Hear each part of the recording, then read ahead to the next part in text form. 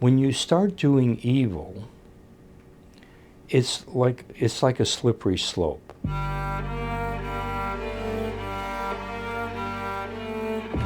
We are treating this case as a homicide, and the investigation is underway. Cunanan tonight is suspected in 4 murders committed in Minnesota, Illinois, and New Jersey. Nobody's safe in this, and that's the point we have to get across.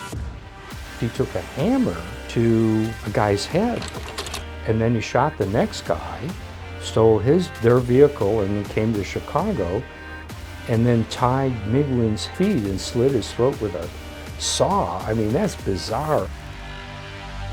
This was Chicago's most exclusive neighborhood and one of Chicago's most prominent businessmen who was killed in a horrific way. His throat was slashed, his head covered with a plastic bag, and his body wrapped like a mummy with masking tape. It was a very unusual killing, even by Chicago standards. We had a sex-crazed maniac out there killing people. The 50-year-old Versace was shot twice in the back of the head as he returned from breakfast to his South Miami Beach mansion.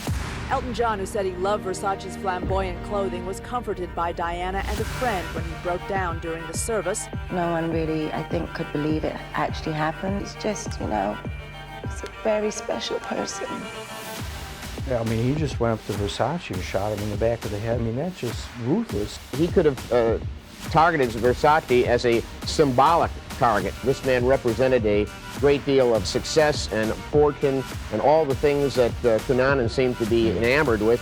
Those 2 guys in Minneapolis, that was okay, but he was looking to be someone who had left a legacy. And between Miglin and Gianni Versace, they always talk about Andrew Cunanan. Everywhere that Andrew Cunanan has gone in the last week, it seems like a body turns up. Everybody's at risk. Everybody's got to help us put this guy in jail. And experts say it's nearly impossible to predict what he'll do next. There's no way of knowing where he's going to be traveling, who he's going to be killing, or how. This is a person who clearly was adept at not only murder, but at getting away with murder.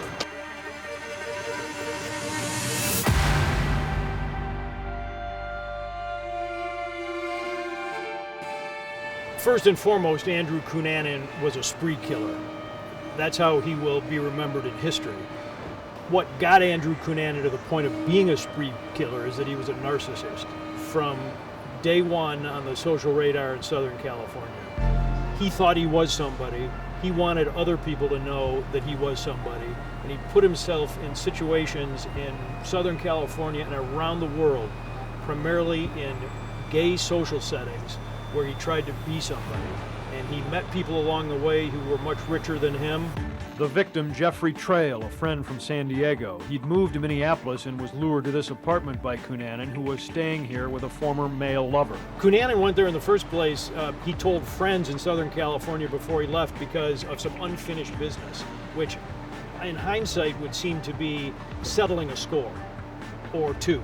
Detectives found Cunanan's footprints on the apartment floor, handcuffs that satisfied Cunanan's appetite for rough sex, this claw hammer used to kill Trail. Trail was mostly beaten to death, but then rolled up in a carpet and found in the other guy, Madsen's apartment, of all places. So there were some weird questions for the authorities in Minnesota to start with about one body being in the apartment of another guy. Police say he rolled the body into a rug and that he and Madsen lived with it for 2 days, stuffing bloody rags into this plastic bag, an indication that Cunanan was trying to mop up the scene. 6 days later, he is missing and then turns up shot to death on this lakeshore. Minneapolis architect David Madsen, who was also murdered, police believe, at the hands of Andrew Cunanan. He couldn't stop it. He just could not control it. Once he started with the first one, since he'd been practicing this for many years, it just gave him so much joy. And I mean, it's sort of like an animal that just killed the prey. You know, he's, oh my gosh, and now I can have a big meal. He steals a car from one of the victims in Minnesota and drives to Chicago.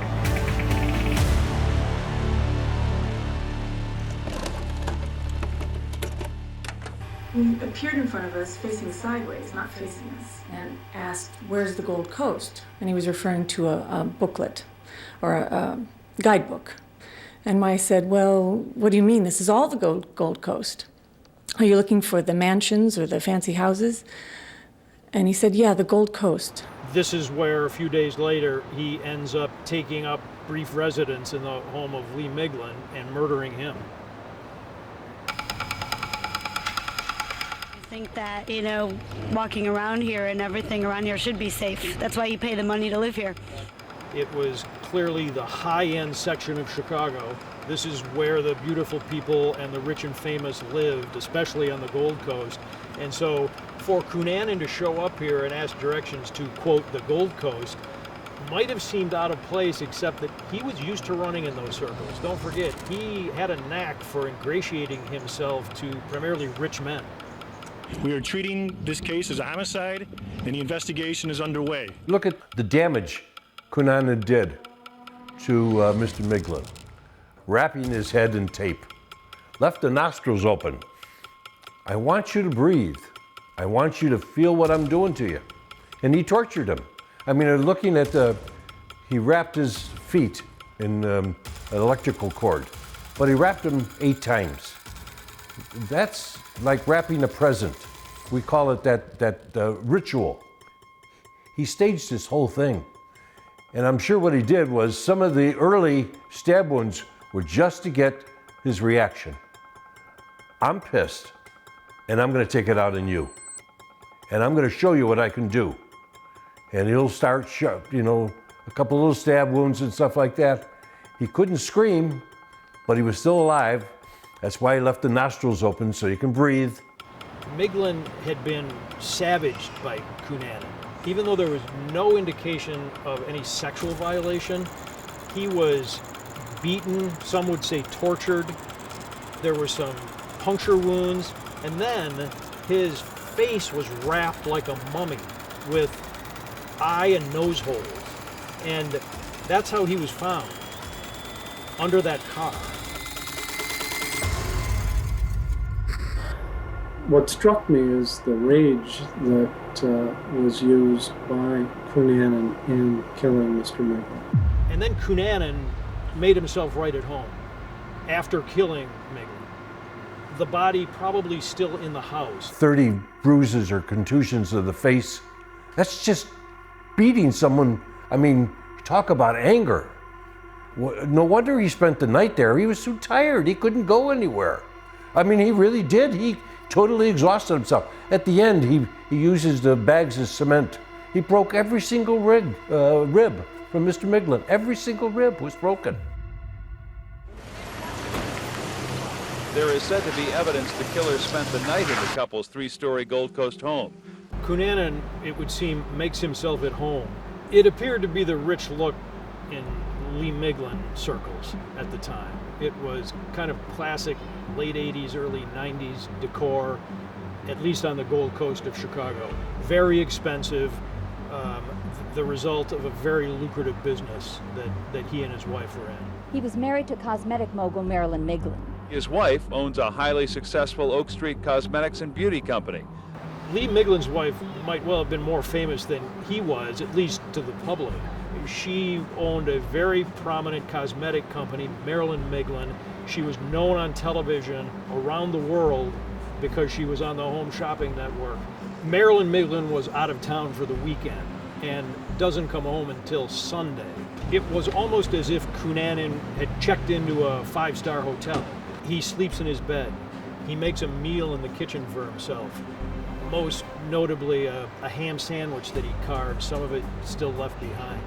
He took a bubble bath, he slept in Miglin's bed, and then left all of it out for the maid to clean up. At some point, we do know that he somehow gets Miglin's body down to the garage and kind of maneuvers it underneath the car in the garage.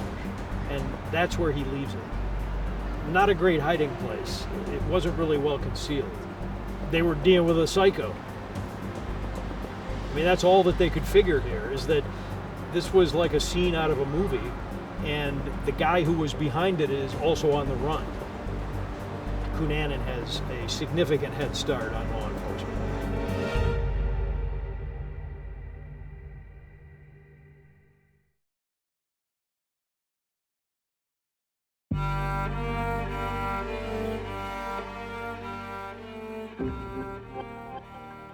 there is so much connections. There's so much purpose that this Cunanan had. He represented something that Cunanan took as being an object of my intense anger, because you can just see it just from what he did to the body. He was a great entrepreneur of Chicago and a very charitable man and a family.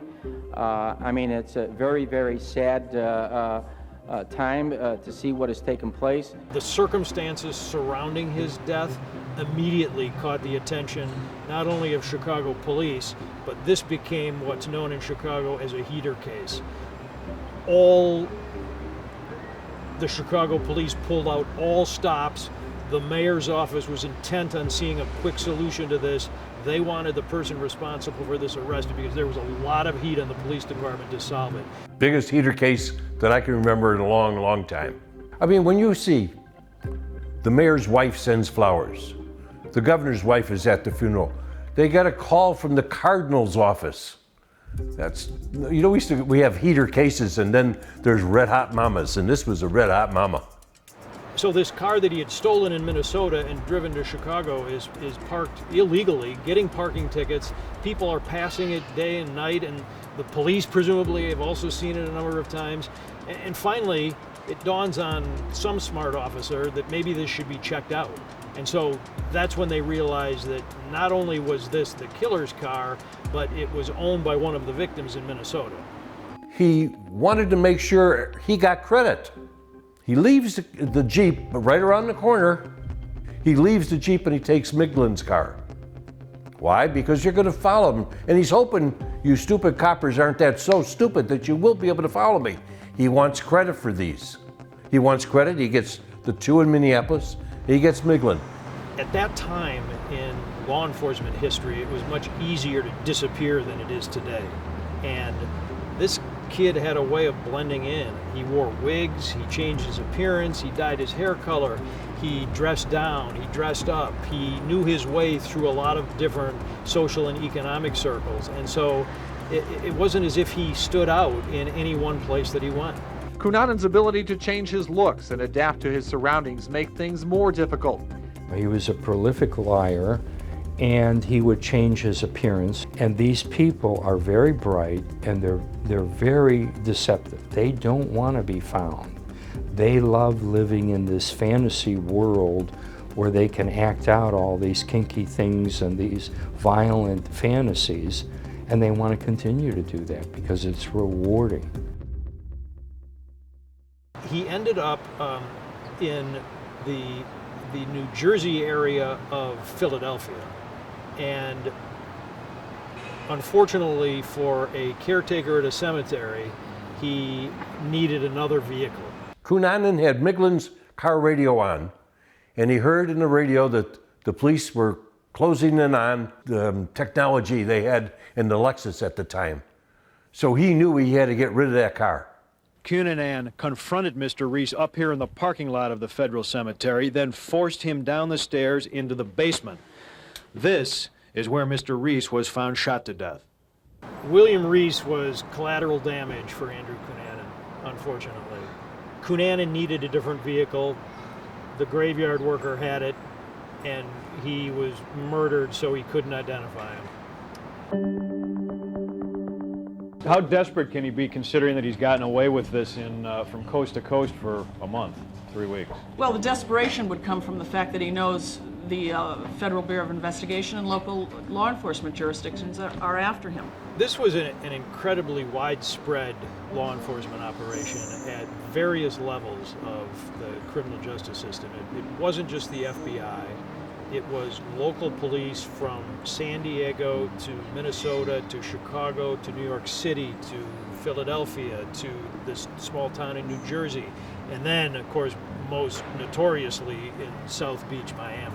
Gianni Versace was one of our most distinguished residents. I know that his impact was great everywhere, all over the world, fashion and especially Miami Beach. Tonight, the FBI here in Miami has no idea why Versace allegedly became Cunanan's latest criminal conquest. The 50-year-old Versace was shot twice in the back of the head as he returned from breakfast to his South Miami Beach mansion. Police sources here in South Florida say the murder weapon was a .40 caliber pistol, the same gun that Cunanan is suspected of using during 4 previous killings, 2 former lovers in Minneapolis that kicked off the spree, the murder of Chicago real estate magnate Lee Miglin, whom Cunanan apparently didn't know, and the random murder of a South Jersey cemetery worker. After that killing in May, Cunanan allegedly escaped with the Gravetender's red pickup truck. Today, Miami Beach authorities found that pickup, now with South Carolina plates, in a parking garage a few blocks from the Versace murder scene. A change of clothes outside the truck.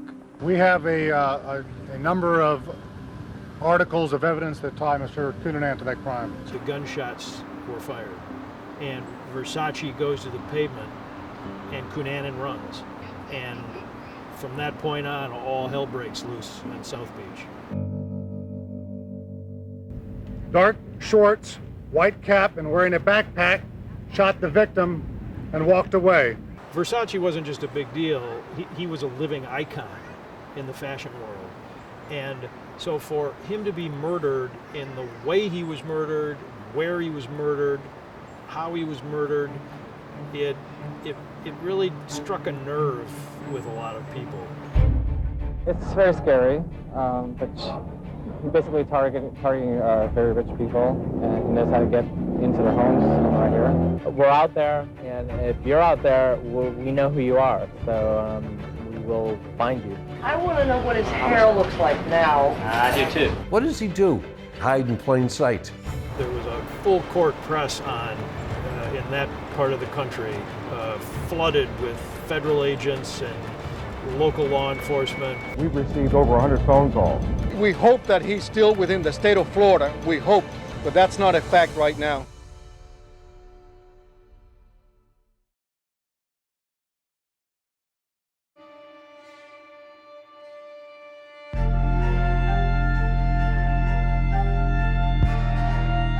The global media has descended on Miami. They were there not only to cover the murder of Versace, but the upcoming funeral that was being attended by A-list celebrities from across the globe. Loving, caring, a family atmosphere, and everybody being united. And so that morning of the Versace funeral, every news crew that had descended on South Beach went to the church. There were hundreds of cameras. I said to my cameraman, we're not going there. Let's go do something else. And that's how I ended up in Cunanan's room.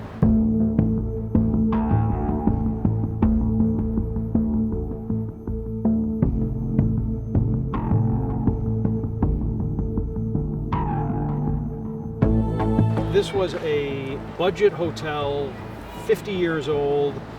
At that time of the year, the middle of the summer, it was moldy smelling, it was dingy. Didn't look like the bedspread had been changed in 25 or 30 years.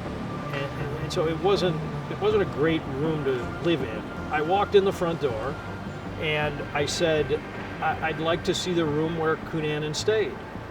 The woman at the desk said, well, it's available for rent.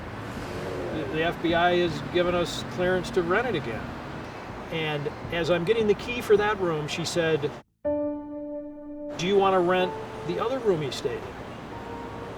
And I said, well, I didn't know he stayed in another room. And she said, well, he stayed in another room because he has to move from that first room. And I said, well, yeah, I'd like to see that room too. And so I rented the second room. Unfortunately for the FBI, they were not offered a look at that second room. Hotel employees say he slept during the day and left each night wearing a backpack and sunglasses at 11:15 p.m., that he asked to change rooms 3 times for no apparent reason. This is the last room where hotel records reveal Cunanan stayed under an alias, room 322. In the $35 a night efficiency, we find that Cunanan apparently left behind a stack of gay magazines. It was very clear that Cunanan had been there and that the maid service had not done a very good job of cleaning it after he checked out. Also in this cabinet under the kitchen sink, a bag. In the bag, an empty box from a pair of barber's clippers. According to the receipt from a Miami Beach Walgreens, the clippers and some shampoo and hand cream were paid for with a $100 bill. Employees say Cunanan left the hair clippers behind when he walked out this back door without paying the day before Versace was killed. But he also may have left something else behind. Here in the bathroom medicine cabinet, pieces of what appears to be freshly cut dark hair. If it's Cunanan's, it could provide authorities with DNA samples. The first thing I'm thinking is, how in the world did the FBI miss all this stuff? They have been here, they've cleared the hotel, there's no crime scene tape, there are no officers or agents blocking the front door. They've turned it back to the owners to rent, and I have the keys to the 2 Cunanan rooms, and one of them still has Cunanan possessions left behind. At that point, what I didn't realize is that the FBI had never even searched that room. It wasn't that they searched it and did a bad job. The sloppiness came from the fact that they only searched one room and apparently never bothered to ask, well, did Mr. Cunanan rent a second room? I turned the keys back in and told him that we weren't going to be staying there. We left the motel, and the first thing that I did was called the FBI. This was a major worldwide crime still in progress. I've never believed that we should get in the way of trying to bring somebody to justice. I felt an obligation to call the FBI and tell them what I have on videotape. Hotel employees also called police Friday, and investigators removed what we had found on Friday night. Within about 15 minutes, there was an entire squadron of FBI agents back at the motel. I also got a call from the FBI, and they were demanding my fingerprints. Authorities tonight say they are fingerprinting all those known to have been in room 322, including me, because they still don't have a full set of prints from Cunanan. I ended up not only being in the middle of the crime scene and finding things that federal agents should have found but didn't. So it definitely became a personal story.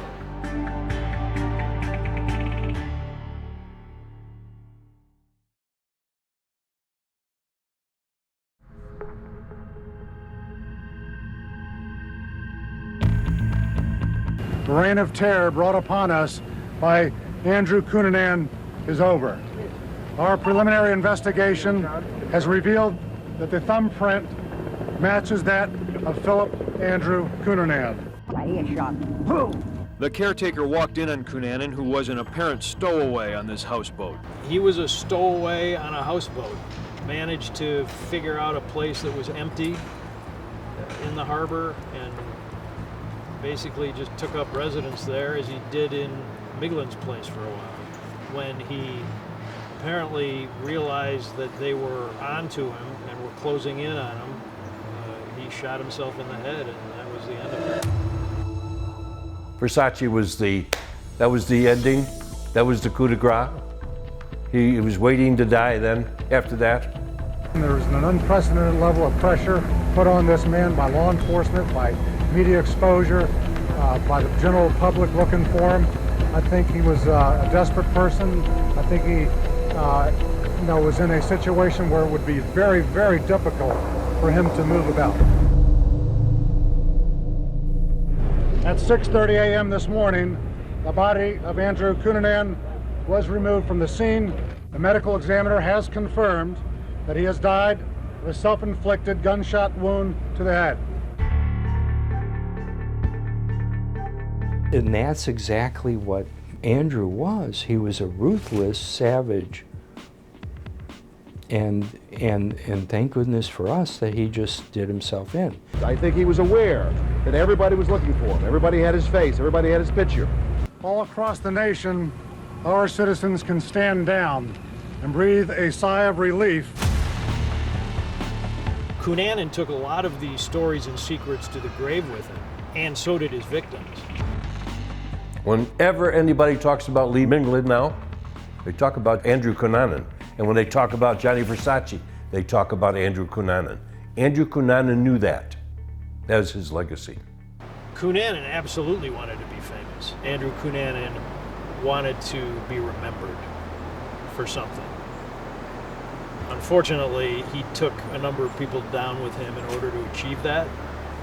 He certainly is remembered and 25 years later being talked about, but so are the people he killed. And they obviously can't be forgotten and should be remembered more than Cunanan.